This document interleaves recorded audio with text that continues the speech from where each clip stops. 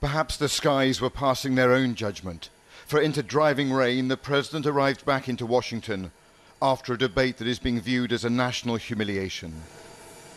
Hello, Cleveland! Joe Biden was arguably the winner by default and is today sending a message of unity.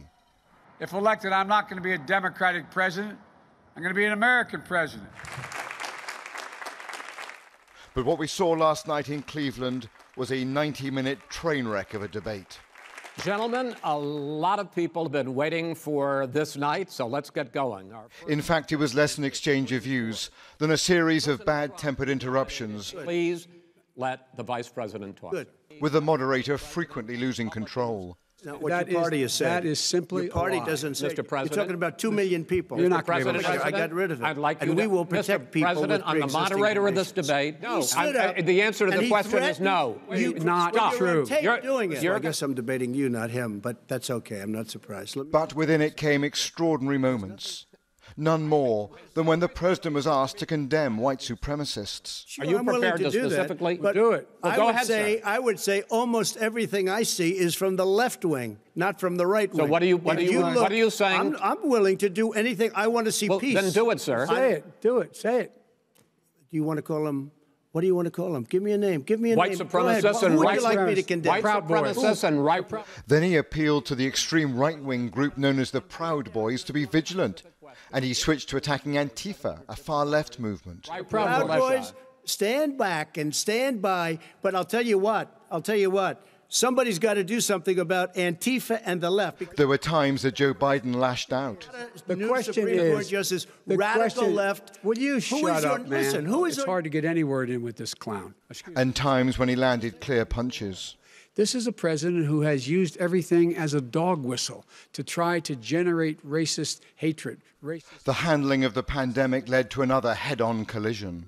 Between 750 and 1,000 people today are dying. When he was presented with that number, he said, it is what it is. Well, it is what it is because you are who you are. That's why it is. The president has no plan.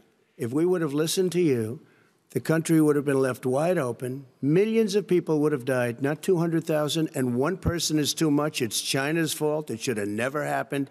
You should get out of your bunker and get out of the sand trap and get in your golf course and go in the Oval Office and bring together the Democrats and Republicans and fund what needs to be done now to save lives.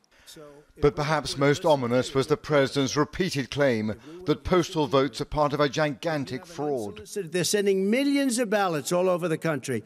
There's fraud. He asked his supporters to swamp polling stations. I'm urging my supporters to go into the polls and watch very carefully, because that's what has to happen. I am urging them to do it. And he refused to say if he would even accept the election outcome. But if I see tens of thousands of ballots being manipulated, I can't go along with that. And I'll tell you what, does that mean, from a common sense, does that mean you're going to tell your people to take to the street? It means you have a fraudulent election. At times it became painfully personal, with Trump attacking Biden's sons, one of whom died of cancer. My son was in Iraq. He spent a year there. He was not a loser. He was a patriot, and the people left behind there were heroes. Really? And I resent. Are you talking like about Hunter? Are you talking about Hunter? I'm talking about my son, Beau Biden. You're talking about. I don't know Beau. I know Hunter. Yeah, Hunter got thrown out of the military. He was thrown out, dishonorably discharged. That's not true. He wasn't dishonorably. Cocaine use.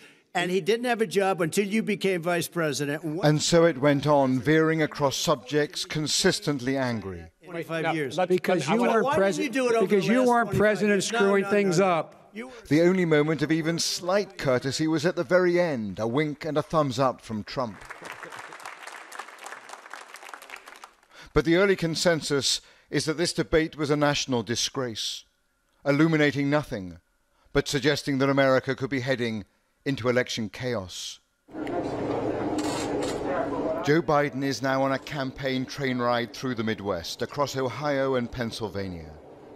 In places, his supporters and Trump voters mingling and lining the tracks.